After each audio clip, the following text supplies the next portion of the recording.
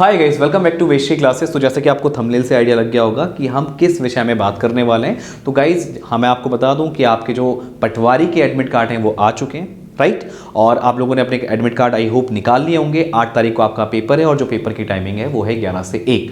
तो यहाँ पे जो लोग बाहर से हैं यानी कि दिल्ली वगैरह से, यूपी साइड से हैं, तो वो एक दिन पहले आकर के अपने एग्जाम सेंटर को विजिट कर लें, क्योंकि जिस दिन आपका एग्जाम होता है उस दिन आपको बहुत सारे काम होते हैं। तो एक दिन पहले आप अपने एग्जाम सेंटर को विजिट कर लेंगे तो आपको नेक्स्ट डे पेपर देने में आसानी रहेगी। और जो पेपर की टाइमिंग मैंने आपको बताई वो 11 से 1 है, यानी 1 घंटा पहले आपको अपने एग्जाम सेंटर में पहुंचना है, करेक्ट। और जो भी इंस्ट्रक्शन आपको आपके एडमिट कार्ड में दिए हुए हैं उनको आपको ध्यान से पढ़ना है, यानी क्या क्या चीज़ें आपके लिए ज़रूरी हैं वो सारी चीज़ें वहाँ पे मेंशन है, ताकि आपको एग्जाम देते टाइम पे कोई भी परेशानी ना हो।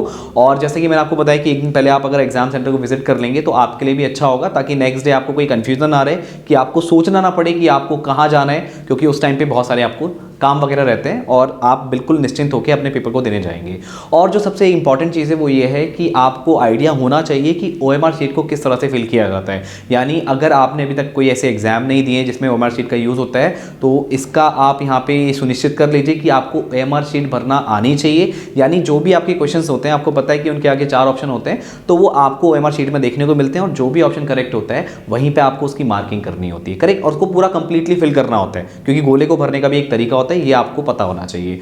और जो सबसे खास बात यह है कि जैसे आपने देखा होगा जब भी आप एग्जाम देते हैं तो आप जरूरी नहीं कि सीरीज से क्वेश्चंस करते हैं।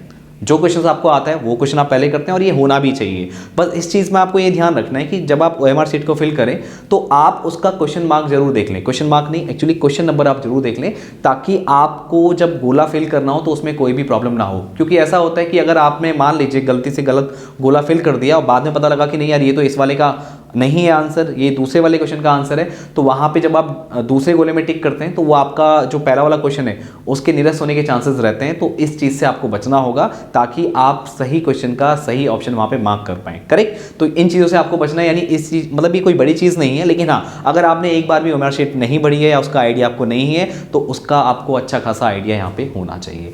और जो सबसे खास बात है वो ये है कि आपको अपनी हेल्थ का इस समय ध्यान रखना है। हेल्थ का ध्यान इसलिए रखना है क्योंकि जब आप सफ़र करते हैं, जैसे कुछ लोग बाहर से भी आ रहे होंगे, तो उनको अपने सफ़र के दौरान कोई भी तकलीफ ना हो, क्योंकि आपका जब पेपर है, पेपर से एक दिन पहले अगर आप कुछ ढंग का खाना नहीं खाते हैं या कुछ जंक फूड खाते हैं तो आपको पेपर के टाइम पे परेशानी होती है, या इसको भली भांति समझ रहे होंगे।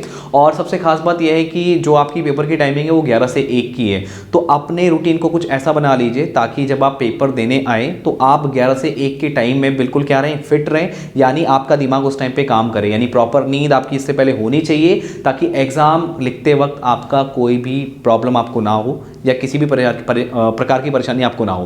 क्योंकि होता क्या है, जब आप अपना हैबिट बना लेंगे 11 से 1 का जो टाइम है उसमें अगर अपना हैबिट बना लेंगे तो आपका दिमाग एक्टिव रहेगा, और उस समय आपको एक्टिव रहना ज़रूरी है ताकि आपका पेपर अच्छा जाए। यानी जितना भी आपने पढ़ा है आई होप आपने पूरी ढंग से तैयारी की होगी, जितना आपने तैयारी कर सकते थे आपने उतनी तैयारी कर ली है। और लास्ट टाइम में नई चीज़ों को पढ़ने की कोशिश मत कीजिएगा, क्योंकि लास्ट टाइम पे आप नई चीज़ें नहीं कर पाते हैं।